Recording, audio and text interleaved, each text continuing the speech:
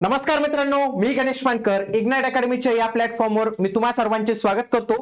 लक्षात घ्या मित्रांनो, धर्मदाय आयुक्तालय विभाग भरती याच्या संदर्भात विविध अपडेट डेली येत आहे। काही दिवसापूर्वी याच्या पेपर पॅटर्न संदर्भातची अपडेट आता आलेली होती। आता नुकतीच 17 ऑक्टोबरला आत्ताच काही वेळापूर्वी यांच्या वेबसाईटवर मॉक टेस्टची लिंक जी आहे तर ती आलेली आणि याची पुढची अपडेट असणार आहे मित्रांनो आता परीक्षा तारीख, म्हणून तुम्हाला आपल्याला लगेच काही वेळानंतर आपल्याला व्हिडिओ घ्यावा लागणार आहे परीक्षा वेळापत्रकाचा।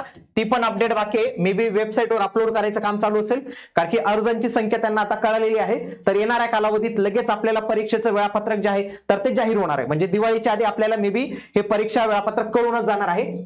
तर बघूया ही मॉक टेस्ट ही कशा पद्धतीने असणार आहे। बघा, आपल्याला जो त्यांनी पेपर पॅटर्न सांगितलं होतं, मी इन्स्पेक्टर आणि सिनियर क्लर्क साठी पहिले पेपर पॅटर्न दाखवतो। तर याच्यामध्ये त्यांनी सांगितलं होतं की ग्रुप वाईज असेल, group A B C D पद्धतीने असणार आहे। प्रत्येक ग्रुपला 30-30 मिनिटांचा वेळ असणार आहे। प्रत्येक ग्रुपवर 25-25 प्रश्न असणार आहे। पहिल्या ग्रुपमध्ये 7 प्रश्न बुद्धिमत्तेचे, दुसऱ्या याच्यात 7 प्रश्न जीकेचे। तर अशा पद्धतीने हा पॅटर्न जो आहे तो होता। आता हाच पॅटर्न मॉक टेस्ट मध्ये कसा असणार आहे मी ते तुम्हाला दाखवतो आणि हे फार कामात येणार आहे मित्रांनो तुमच्यासाठी।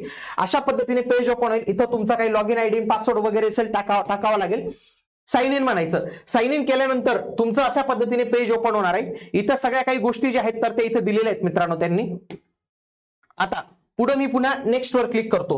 एक लक्षात घ्या, डिफॉल्ट लँग्वेज हे फार महत्त्वाचं असतं, तुम्हाला पेपर कोणत्या भाषेत सोडवायचा आहे। आता याच्यातले काही उमेदवार असतील बघा, 90% उमेदवार मराठीच करणार आहेत, परंतु काही उमेदवार असतील की त्यांना इंग्लिश मध्ये लागतं, तर ते इंग्लिश हे जे आहेत तर ते करू शकतात आणि मध्ये तुम्ही लँग्वेज बदलू शकतात मित्रांनो, तो तुम्हाला काही इश्यू येत नाही। आता मी इथं जातो, बघा 2 ऑप्शन आले मला, एक इंग्लिश आणि एक मराठीचा। मी समजा इथं मराठी चूज करतो आणि इथं टिक करावं लागतो तुम्हाला। हे केल्यानंतर I am ready to begin, आता अशा पद्धतीने केल्यानंतर तुमच्या समोर हा युजर इंटरफेस ओपन होईल। याच्यामध्ये जर पाहिलं तर 4 ग्रुप तुम्हाला पाहायला मिळतील। बघा, ग्रुप ए, या ग्रुप ए मध्ये 25 प्रश्न असतील मित्रांनो आणि या ग्रुपसाठी 30 मिनिटं वेळ असेल। बघा इथं दिसतोय का, बघा हा टाइम लेफ्ट 30 मिनिटांचा वेळ तुम्हाला इथं पाहायला मिळतोय। त्याच पद्धतीने तुम्ही ग्रुप बी वर जाणार, सी वर जाणार, डी वर जाणार, प्रत्येक ग्रुपमध्ये 25-25 प्रश्न। आता या एका ग्रुपमध्ये जर तुम्ही पाहिलं, बघा तिथं काय सांगितलं होतं, हा मराठी सेक्शन आहे, या मराठीवर किती प्रश्न आहेत मित्रांनो, हा 1 2 3 4 5 6 प्रश्न दिसले का तुम्हाला। आता मी इंग्लिशवर क्लिक करतो, इंग्लिशवर पण किती प्रश्न, 6 प्रश्न, जीके वर किती प्रश्न, 6 प्रश्न आणि इंटेलिजन्सवर किती प्रश्न पाहायला मिळाले, 7 प्रश्न। म्हणजे जसा त्यांनी पॅटर्न दिलेला होता त्याच पॅटर्नच्या पद्धतीने काय मित्रांनो तुम्हाला इथं जे आहेत तर ते डेमो जे आहेत तर ते असणार आहे। बघा दिलेला, आता मला ग्रुप बी वर क्लिक नाही करता येते, का क्लिक नाही करता येते, कारण की हा वेळ पूर्ण झालेला नाही। जेव्हा माझे हे 29 मिनिटं पूर्ण होतील मित्रांनो, तर मी ऑटोमॅटिक जे आहे तर ते कुठे जाणार आहे, ग्रुप बी ला जाणार आहे। त्यावेळी मात्र मला ग्रुप ए वर क्लिक करता येणार नाही, हे अशा पद्धतीने तुम्ही लक्षात ठेवा। म्हणजे आपल्याला काय कळालं की ते ग्रुप ए मध्ये पूर्णपणे फ्रीडम दिलेली आपल्याला। समजा तुम्ही ग्रुप ए मध्ये आहे, 30 मिनिटं तुम्हाला दिलेले, याच्यामध्ये तुमच्याकडे पूर्ण फ्रीडम आहे। पूर्ण फ्रीडम म्हणजे काय, तुम्ही मराठीचा हा प्रश्न सॉल्व्ह करू शकतात, तुम्हाला वाटलं तुम्ही इंटेलिजन्स टेस्ट रिझनिंग करू शकतात, त्याच्यानंतर इंग्लिश करू शकतात, जीके करू शकतात, वाटल्यास याचा हा 4था सॉल्व्ह केला, राहू दिला, नंतर केलं। त्या 30 मिनिटांमध्ये तुम्ही पूर्णपणे आझाद आहेत मित्रांनो, पूर्णपणे फ्री आहेत मित्रांनो। तुम्ही कोणत्याही सेक्शनला हात लावून कोणताही प्रश्न सॉल्व्ह करू शकतात। त्या ग्रुपमध्ये तुम्हाला जशा पद्धतीने खेळायचं त्या पद्धतीने तुम्ही खेळू शकतात। हे ग्रुपचं झालं मित्रांनो। अशा पद्धतीने तुमचा डेमो पॅटर्न जो आहे तर तो असणार आहे। आता इथं कुठल्याही प्रश्नाचं उत्तर तुम्हाला माहिती असेल तर इथं टिक करायचं, इथं टिक केल्यानंतर पुढे काहीच नाही करायचंय, फक्त तुम्हाला सेव्ह अँड नेक्स्ट करायचंय।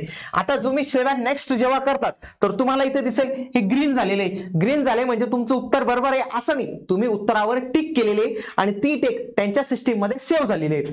त्याच्यानंतर हा जो ऑरेंज बॉक्स तुम्हाला दिसतोय याचा अर्थ काय की तुम्ही या प्रश्नावर सध्या आहात, या प्रश्नावर सध्या आहात। पुढे गेला, बघा मी पुढे जातो लगेच। आता तुम्ही 3ऱ्या नंबरच्या प्रश्नावर गेलात, 1 मिनिट, 3ऱ्या नंबरच्या प्रश्नावर गेला। आता तुम्ही 3ऱ्या नंबरच्या प्रश्नावर आहेत, परंतु 2 नंबरचा तुमचा जो प्रश्न आहे तर तो नॉट आन्सर झालेला आहे मित्रांनो। बघा इथं तुम्हाला कळालं का, मी जिथं जिथं क्लिक केली पण तो प्रश्न मी सॉल्व्हच केलेला नाही आहे, पण तरी मला काय दाखवतोय की तुम्ही एकदा व्हिजिट तिथं केलेलं होतं।